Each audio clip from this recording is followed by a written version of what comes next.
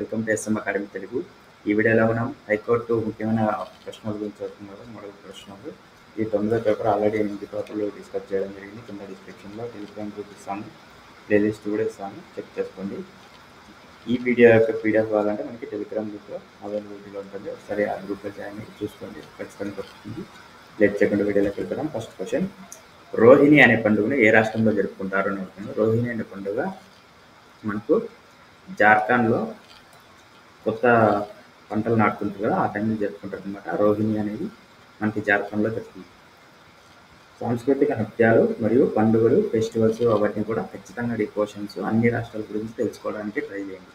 కొత్త జిల్లాలు ఏర్పడిన తర్వాత ఆంధ్రప్రదేశ్లో అతిపెద్ద జిల్లా ఏది? సో బిఫోర్ జిల్లాలను విభజించక ముందు మనకి అనంతపురం జిల్లా అనేది పెద్దగా ఉండేది. విభజించిన తర్వాత ప్రకాశం జిల్లా అతి పెద్దదిగా అవతరించింది అనమాట. ఇప్పుడు ప్రకాశం జిల్లా పెద్దది. మనబడి నాడు నేడు పథకం ద్వారా పాఠశాలలో ఎన్ని రకాల మౌలిక సదుపాయాలను కల్పిస్తారు అని అడుగుతున్నాడు. సో ఎన్ని రకాలంటే ఇక్కడ ఆన్సర్ వచ్చేసి 9 రకాల మౌలిక సదుపాయాలను కల్పిస్తారన్నమాట. అవి ఏంటంటే నిరంతర నీటి వసతితో మరుగుదొడ్లు, ఫ్యాను, ట్యూబ్లైట్లు, త్రాగునీరు, ఫర్నిచరు, పాఠశాలలో గోడలకు అందమైన పెయింటింగు, పాఠశాలలకు మరమ్మతులు, green colour board, English lab, ప్రహరీ గోడ, ఇవన్నీ కూడా 9 మౌలిక సదుపాయాలు మనబడి నాడు నేడు పథకం ద్వారా గవర్నమెంట్ స్కూల్స్లో చేసే వసతులు అన్నమాట. ఇవన్నీ. 3వ ఆంగ్లో మైసూర్ యుద్ధం ఎప్పుడు జరిగింది? టిప్పు సుల్తాన్ మరియు బ్రిటిష్ వారి మధ్య జరిగింది. అది ఏ సంవత్సరంలో జరిగింది అని అడుగుతున్నాడు. ఆన్సర్ వచ్చేసి 1970లో జరిగింది. ఇది ఆర్థిక సర్వేను పార్లమెంట్లో ఎప్పుడు ప్రవేశపెడతారు? ఆర్థిక సర్వేను పార్లమెంట్లో ఎప్పుడు ప్రవేశపెడతారు?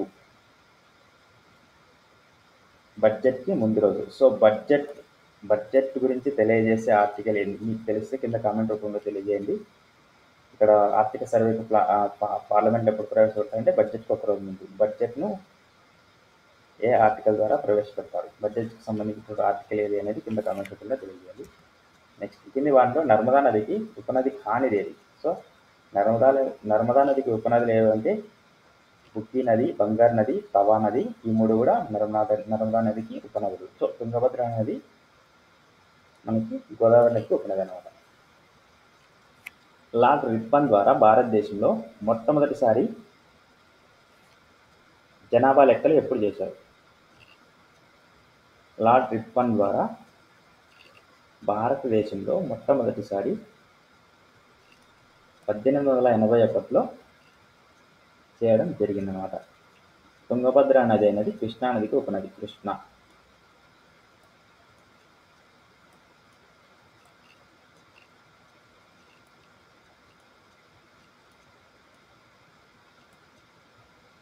నెక్స్ట్, ప్రధానమంత్రి జన్ధన్ ఖాతాలు తెచ్చుకుంటారు కదా, వాళ్ళకి ఎవరికైనా యాక్సిడెంట్ జరిగి చనిపోతే ఇన్సూరెన్స్ కింద ఎంత అమౌంట్ ఇస్తారో అని అడుగుతున్నారు. సో జన్ధన్ ఖాతాలు అందరూ ఓపెన్ చేసుకున్నారు కదా, జీరో అకౌంట్స్ అని. వాటిలో ఎవరికైనా అలాంటి వాళ్ళకి యాక్సిడెంట్గా ఎవరైనా చనిపోతే 1 లక్ష రూపాయల వరకు ఇన్సూరెన్స్ ఇవ్వడం జరుగుతుందన్నమాట. నెక్స్ట్, ఒక వ్యక్తి లోక్సభ ఎలక్షన్లకు పోటీ చేయాలంటే ఎన్ని సంవత్సరాలు ఉండాలి అంటున్నారు. సో మన దేశంలో 18 సంవత్సరాలకు ఓటు హక్కు వస్తుంది. 25 సంవత్సరాలకి లోక్సభ ఎంపీగా పోటీ చేయొచ్చున్నమాట. 30 సంవత్సరాలకి 30 సంవత్సరాలకి రాజ్యసభ, తర్వాత 35 వచ్చేసి మనకి రాష్ట్రపతి అదనమాట. జాతీయ క్యాన్సర్ అవేర్నెస్ డేని ఏ రోజున జరుపుకుంటారు? సో ఇది వచ్చేసి నవంబర్ 7వ తేదీ జాతీయ క్యాన్సర్ అవేర్నెస్ డేని జరుపుకుంటారు. హల్దియా పోర్టు ఏ రాష్ట్రంలో ఉంది? హల్దియా పోర్టు పశ్చిమ బెంగాల్ రాష్ట్రంలో ఉందన్నమాట. అగ్ని ప్రైమ్ మిసైల్ యొక్క రేంజ్ ఎంత? సో దీన్ని అగ్ని ప్రైమ్, అగ్ని పి అని కూడా అంటారు. డిఆర్డిఏ వాళ్ళు దీన్ని డెవలప్ చేస్తున్నారు అనమాట. ఇది 2000 కిలోమీటర్ల రేంజ్ వరకు ఉంటుందన్నమాట. కవచ్ అనే వ్యవస్థను ఏ రకమైన ప్రమాదాలు నివారించడానికి అభివృద్ధి చేస్తారంటారు? కవచ్ అనేది రైలు ప్రమాదాలను ఆటోమేటిక్గా పసిగట్టేసి రైలు ఆగిపోయేలాగా చేస్తుందన్నమాట. ఇది మన హైదరాబాద్ దగ్గరలో టెస్ట్ చేయడం కూడా జరిగింది. ఎదురెదురుగా రైలు వచ్చినప్పుడు ఆగిపోయి ప్రమాదం లేకుండా నిలిచిపోయినాయి అన్నమాట.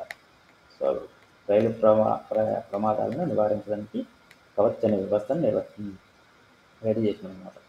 కర్కాటక రేఖ భారతదేశంలోని ఎన్ని రాష్ట్రాల గుండా పోతుంది? కర్కాటక రేఖ భారతదేశంలో 8 రాష్ట్రాల గుండా పోతుంది. ఆ రాష్ట్రాలు ఏవేవని ఒకసారి తెలుసుకున్నట్లయితే గుజరాత్, రాజస్థాన్, మధ్యప్రదేశ్, ఛత్తీస్గఢ్, జార్ఖండ్, వెస్ట్ బెంగాల్, త్రిపుర, మిజోరాం. ఈ 9 గుండా పోతుందన్నమాట మన కర్కాటక రేఖ. ట్రోపిక్ ఆఫ్ క్యాన్సర్ అంటారు కదా ఇంగ్లీష్లో, అదే. ఇటీవల ప్రసిద్ధ వాటర్ బాటిల్ అయినటువంటి బిస్లరీని అమ్మకాన్ని పెట్టినారు. దాన్ని వచ్చేసి 700 కోట్ల రూపాయలు పోసి ఏ కంపెనీ కొనుక్కుంది అని అడుగుతున్నారు. సో ఏ కంపెనీ కొనుక్కుందంటే ఇండియాలో ఫేమస్ కంపెనీ ఏదన్నా ఉందంటే అది టాటా గ్రూప్స్. ఎందుకంటే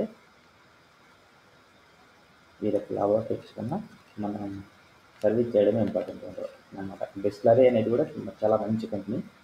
వాళ్ళు ఏదో కారణాల వల్ల కంపెనీని అమ్మేసినారు. 7,000 కోట్లు వెచ్చించి టాటా గ్రూప్స్ వాళ్ళు కొనుక్కోవడం జరిగింది. నెక్స్ట్ చాలా చాలా ఇంపార్టెంట్ క్వశ్చన్. G20 మీద ఈసారి పేపర్లో ఖచ్చితంగా ఒక బిట్ వస్తుందని ఎక్స్పెక్ట్ చేయొచ్చు.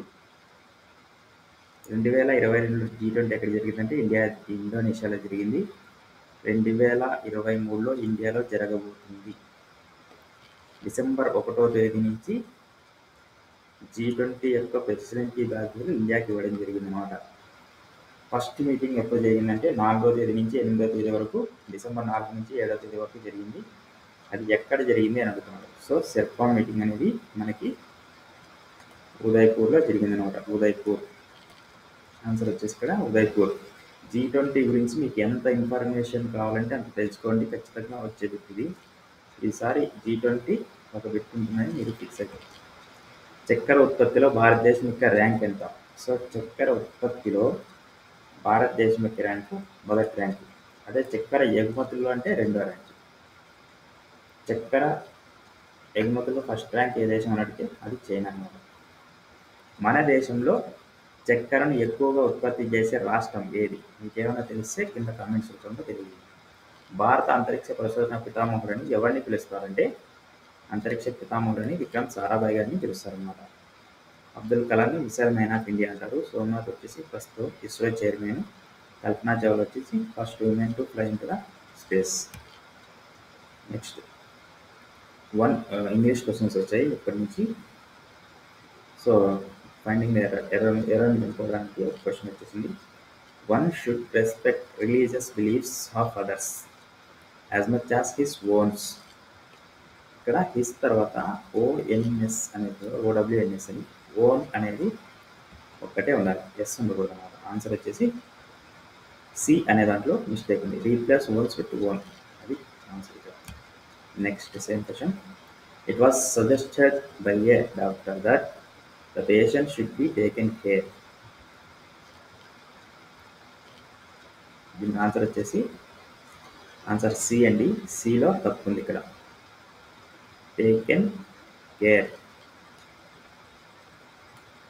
కేర్ తర్వాత ఇక్కడ ఆఫ్ అన్నది, అప్పుడు కేర్ ఆఫ్ ఆన్సర్. ఆన్సర్ వచ్చేసి C. Next question. We have to ensure the members of fulfil the requirements. So ఇక్కడ చదువుకుంటూనే అర్థమవుతుంది. ఇన్షూర్ అనే క్వశ్చన్స్ ఎక్కడ ఉండదు, ఎన్షూర్ అంటే ENSUR. ఆన్సర్ వచ్చేసి బిలో తప్పు అన్నమాట.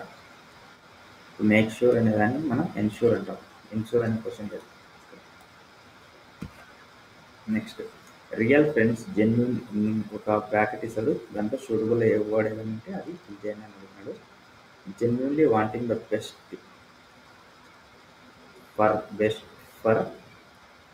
For the organisation dash difference scraps. డాష్లో ఏముండాలని అడుగుతున్నాడు. ఇక్కడ ఆన్సర్ వచ్చేసి మీన్ అని ఉండాలి. Answer A correct option. Synonym of the word. Synonym antonym ఖచ్చితంగా వస్తాయి. ఏ క్వశ్చన్స్ వస్తాయని చెప్పుకోలేము.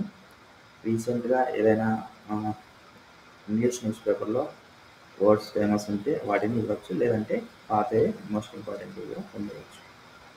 వైలెంట్ అనే దానికి సేమ్ మీనింగ్ వచ్చే వర్డ్ ఏదైనా ఉంది అనుకోండి, అది వచ్చేసి మనకి ఎక్స్ట్రీమ్ వైలెంట్, రెండు same meaning.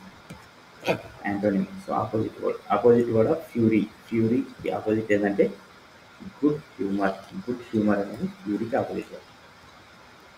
Next, one dark night a dervish dash passing by a dry wall.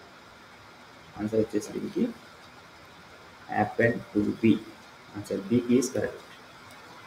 ఇదండి ఈ వీడియోలో. మనం నెక్స్ట్ వీడియోలో మనం కలుద్దాం. ఇలాంటి లేటెస్ట్ వీడియో మన ఛానల్ సబ్స్క్రైబ్ చేసుకోండి. కింద టెలిగ్రామ్ గ్రూప్లో లింక్ ఇస్తాం. దాంట్లో పీడిఎఫ్ కూడా ప్రొవైడ్ చేయడం జరుగుతుంది. ఆ గ్రూప్ను ఒకసారి సబ్స్క్రైబ్ చేసుకోండి. Thanks for